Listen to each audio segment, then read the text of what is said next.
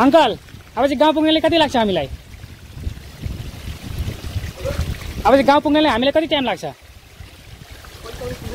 अहिले पनि 45 मिनट लाग्छ? अहिले पनि 45 मिनट लाग्छ गाउँ पुग्नेलाई? बाटो यस्तै छ पुरै कि ठिकै छ? हजुर म त मेरो हात मोबाइल समातिरहेको छु। ल हुन्छ होइन त्यसै त लड्दैन होला पक्न है।